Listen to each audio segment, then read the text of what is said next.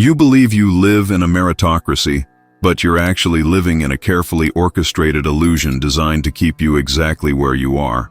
While you've been taught to play by one set of rules, there's another game being played above your head, and Niccolò Machiavelli understood this game 5 centuries ago. The poor remain poor not because they lack ability, but because they've been convinced to fight battles they cannot win while ignoring the wars that actually matter. Machiavelli wrote that, "Everyone sees what you appear to be, few experience what you really are." The wealthy understand this principle intimately. They've mastered the art of appearing to play by the same rules as everyone else while actually operating by entirely different principles. You see their public faces, their charitable donations, their humble interviews about hard work and perseverance. But you don't see their private strategies, their network effects, their systematic accumulation of power and influence. The fundamental mistake you make is believing that wealth is primarily about money. It's not. Wealth is about power, and power is about understanding and manipulating systems. While you focus on earning more money within the existing system, the wealthy focus on positioning themselves to benefit from how systems actually operate. They don't just work within the rules, they influence who makes the rules, how the rules are interpreted, and when the rules get changed. Consider how this plays out in your daily reality. You've been taught that success comes from individual effort, personal responsibility, and moral virtue. These are not lies, but they're incomplete truths designed to keep you focused on personal optimization while remaining blind to systemic optimization. You improve yourself, you work harder, you develop better habits, and you wonder why your financial position improves so slowly compared to others who seem to exert less obvious effort. Machiavelli would tell you that you're being virtuous in a game where virtue is not the winning strategy. You're playing checkers while others are playing chess. You're focused on individual moves while others are controlling the board itself. The poor remain poor because they've been taught to admire and emulate virtues that serve the interests of those already in power. If you're starting to see the difference between the game you think you're playing and the game that's actually being played, let me know with a like.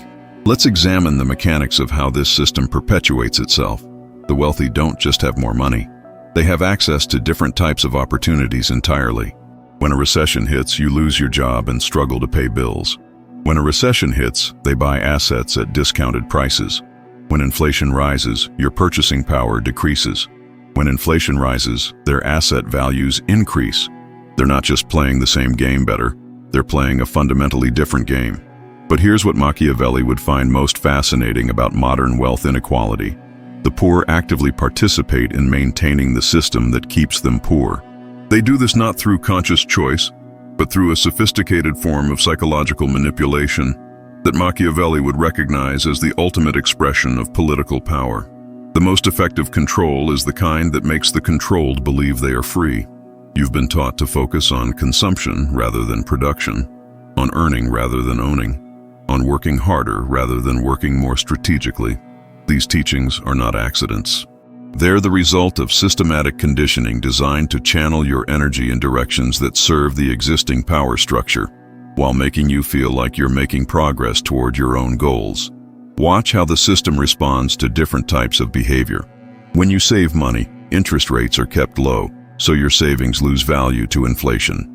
When you invest in traditional retirement accounts, you're locked into long-term commitments that benefit financial institutions more than they benefit you. When you pursue higher education, you take on debt that makes you more desperate for employment, more willing to accept whatever terms are offered. Every solution you're offered for your financial problems creates new dependencies that make you more vulnerable to systemic manipulation. You're not just failing to build wealth, you're actively participating in a system designed to transfer your wealth to those who already have it. Machiavelli would admire the elegance of this arrangement. The victims finance their own oppression while believing they're working toward their liberation. Subscribe to discover more about how these hidden power dynamics shape everything from your career choices to your investment options. The wealthy understand what Machiavelli called the effectual truth, rather than the truth that's commonly taught. The effectual truth about wealth is that it's not distributed based on merit, effort, or moral worth. It's distributed based on power, positioning, and systematic advantage.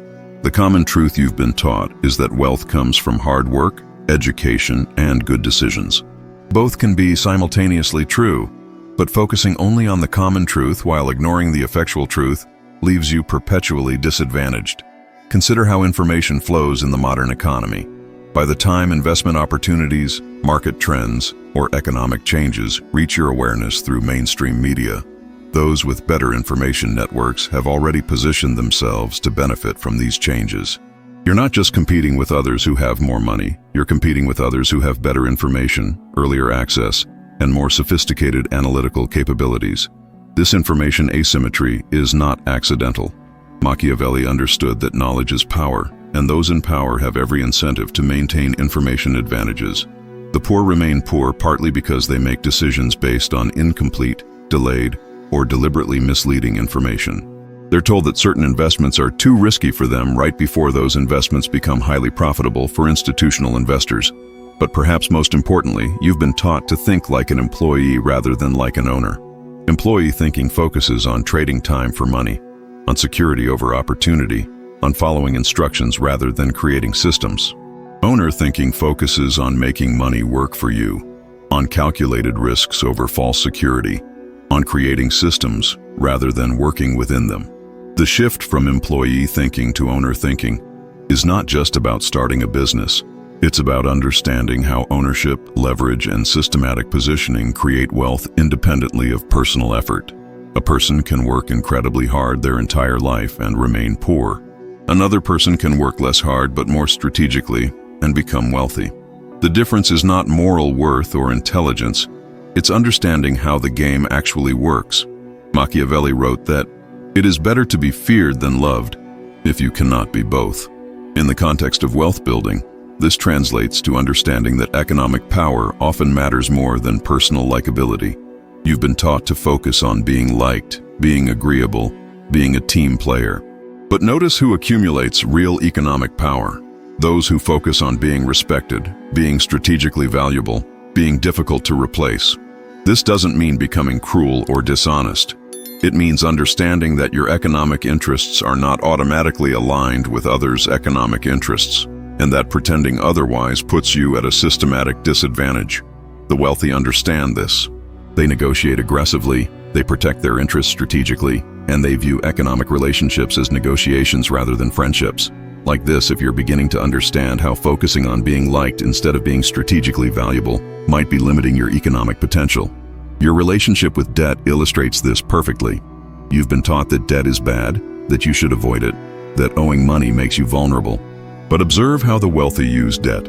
They use other people's money to buy assets that appreciate in value, effectively using debt as a tool for wealth creation rather than wealth destruction. They understand that debt is neutral. It's how you use debt that determines whether it serves you or enslaves you. The poor use debt to buy liabilities that decrease in value: cars, consumer goods, lifestyle inflation. The wealthy use debt to buy assets that increase in value: real estate, businesses, investments. Same tool, completely different outcomes based on understanding how money actually works, rather than how you've been taught money should work. This extends to how you think about time and opportunity. You've been conditioned to think linearly. Work hard now, save money, retire later. But wealth creation often happens exponentially, not linearly. The wealthy focus on creating systems that generate passive income, on building assets that appreciate automatically, on positioning themselves to benefit from compound growth rather than just compound interest. Machiavelli understood that appearances matter as much as reality, sometimes more. The wealthy understand this too. They know that looking successful often precedes being successful, that network effects are more powerful than individual efforts, that perception shapes opportunity in ways that pure merit does not. You've been taught that focusing on appearances is shallow, but ignoring how appearances affect your access to opportunities is strategically naive. Consider how this plays out in professional environments. Two people with identical qualifications apply for a position. One understands how to present themselves strategically, how to leverage network connections, how to frame their value proposition in terms that resonate with decision makers. The other focuses purely on their qualifications and assumes merit will speak for itself. Which one is more likely to get the position? Which one has been taught to think more strategically about how the world actually operates? The poor remain poor because they've been taught to value fairness in systems that don't operate fairly. They've been taught to focus on individual optimization in contexts where systematic positioning matters more. They've been taught to admire virtues that serve others' interests more than their own. This is not their fault, but it is their responsibility to recognize and address once they become aware of it. Machiavelli's most famous advice was that the ends justify the means, but this is often misunderstood. He wasn't advocating for cruelty or dishonesty. He was pointing out that focusing on pure intentions while ignoring practical results often leads to outcomes that serve no one's interests, including your own. Applied to wealth building, this means that focusing on being deserving while ignoring strategic positioning often results in remaining poor despite being a good person. The system wants you to focus on being good rather than being effective, on being fair rather than being strategic, on being humble rather than being ambitious. These are not inherently wrong values, but when they prevent you from understanding and navigating the actual rules of wealth creation, they become obstacles to your own financial liberation. Share in the comments. What belief about fairness or merit have you been holding that might actually be preventing you from building wealth strategically?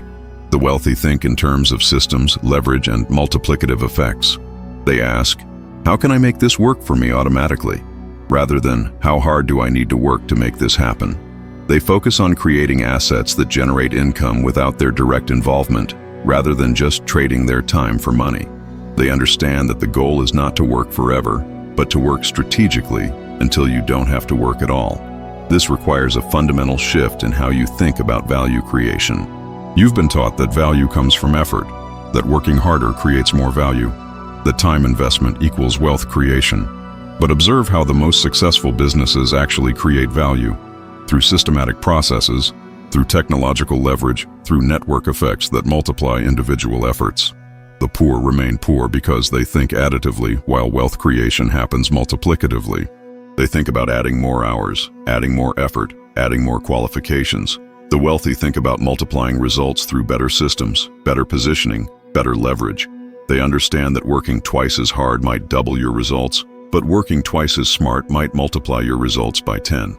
Machiavelli wrote extensively about the importance of understanding human nature and using that understanding strategically. The wealthy understand human psychology and use it to their advantage. They understand that most people make decisions based on emotion rather than logic, that most people focus on short-term gratification rather than long-term positioning, that most people prefer comfortable lies to uncomfortable truths. This psychological understanding allows them to profit from others' predictable behaviors. When most people are panicking and selling investments, they're buying. When most people are optimistic and buying at peak prices, they're selling. They don't do this because they're smarter.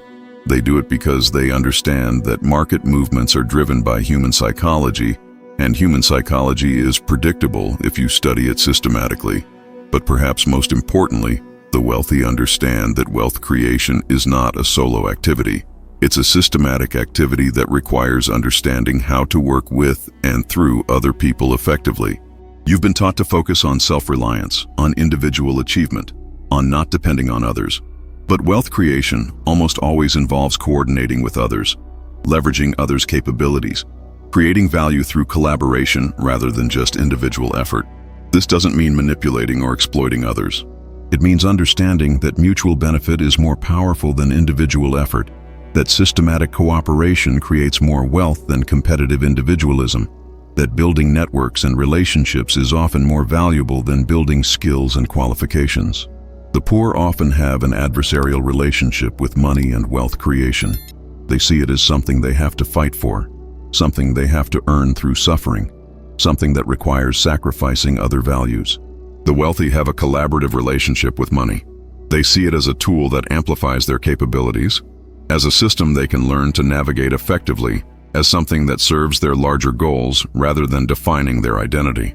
Your relationship with money reflects your understanding of power, and your understanding of power determines your ability to create wealth.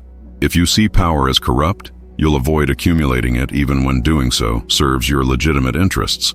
If you see wealth as immoral, you'll sabotage your own wealth-building efforts. If you see success as luck, you'll never develop the strategic thinking necessary to create success systematically. Machiavelli understood that the world operates according to power dynamics, not moral principles. This doesn't mean morality is irrelevant. but it means that ignoring power dynamics in favor of pure moral thinking often results in powerlessness that serves no one's interests, including your own. Applied to wealth creation, this means that understanding how money and economic power actually work is more useful than having strong opinions about how they should work.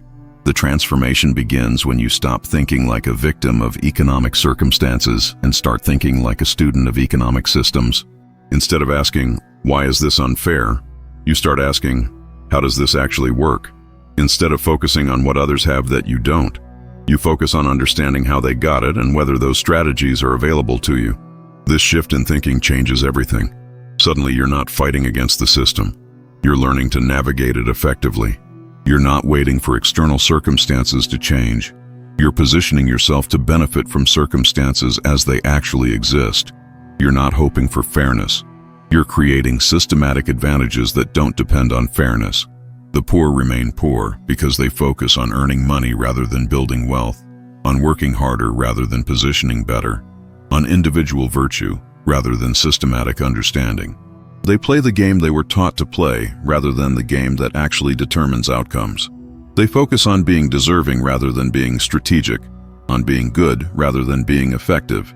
Machiavelli would tell you that the goal is not to become immoral, but to become strategically moral. To understand that serving your legitimate interests often requires thinking and acting in ways that you weren't taught in school, that building wealth requires understanding power dynamics rather than just working hard, that creating financial freedom often requires doing things that feel uncomfortable if you've been conditioned to think like an employee rather than an owner. The choice is yours, but first you must recognize that it is a choice. Your financial circumstances are not just the result of external forces beyond your control or personal virtues within your control. They're also the result of how well you understand the actual rules of wealth creation rather than the rules you were taught to believe. They're the result of how strategically you think about positioning, leverage, and systematic advantage rather than just effort, merit, and individual optimization. If this content revealed something about the difference between the game you think you're playing and the game that actually determines financial outcomes, then you're ready to start playing more strategically. Like this, if understanding the gap between what you were taught about wealth and how wealth actually works opened your eyes. Subscribe to explore more about how power dynamics, systematic positioning, and strategic thinking can transform your financial reality. And in the comments, share. What assumption about fairness or merit in wealth creation have you been holding that might actually be limiting your strategic effectiveness? Your awareness of these hidden rules is the beginning of your ability to use them. Don't let that awareness be wasted.